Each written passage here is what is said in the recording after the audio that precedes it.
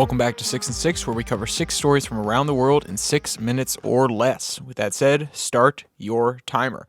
We begin today in South America, where the coast of Peru has been hit by a massive amount of waves in a repeated fashion over the course of the last week. From BBC, quote, 3/4 of all ports in Peru have been closed because of huge waves lashing the coast. Beaches are closed and fishing boats have been prevented from heading out to sea as a safety precaution. The waves are being caused by persistent winds off the coast of the United States, according to the chief hydrography and navigation for Peru's Navy, Enrique Barrera. End quote. And there's a video of the waves linked in the description hitting the coast if you would like to see that as well. Across the Atlantic in Kenya, there have been claims of abductions that have left the public disquieted.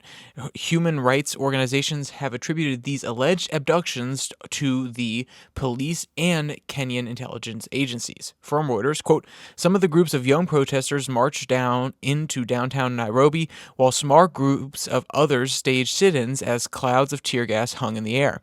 They chanted slogans against the government, with some holding placards denouncing illegal detentions as police on horseback patrolled nearby. Among the protesters was opposition leader Okoye Tuta, excuse me if I'm mispronouncing your name, sir, who was taking part in the sit-in. The demonstrators used a thick chain to hold them together and to make sure that riot police could not raise them, end quote. Next, we look to Panama, where the country's president has been pushing back against claims that have been made by President-elect Donald Trump.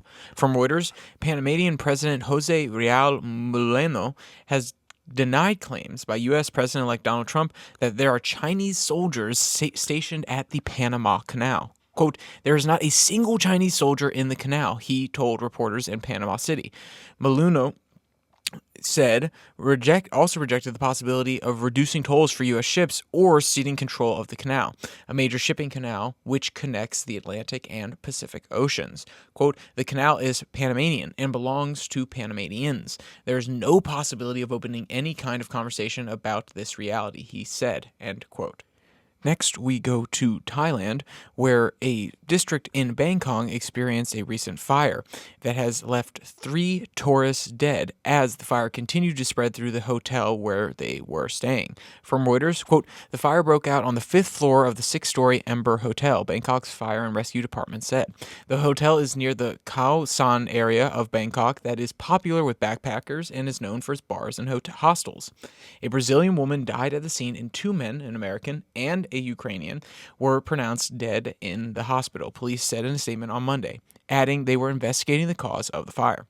Quote, authorities reacted quickly and the fire alarm sounded, but the smoke was too fast, Bangkok Governor Chadchart Sitaput told reporters late on Sunday, end quote. We next journey south to Australia, where a national tradition has ended in the death of 2 crew members, both succumbing to injuries sustained at sea. From BBC, quote, 2 people taking part in Australia's annual Sydney to Hobart yacht race have died in separate incidents, according to police. Both crew members died in separate incidents after being hit by a boom. In this case, the boom is a large pole attached horizontally to the bottom of a sail. Quote, the Sydney to Hobart is an Australian tradition, and it is heartbreaking that 2 lives have been lost at what should be a time of joy, said Australian Prime Minister Anthony Albanese, end quote. And we finish in Europe, where the Finnish police have been asked to return a ship that they seized as evidence in an ongoing investigation.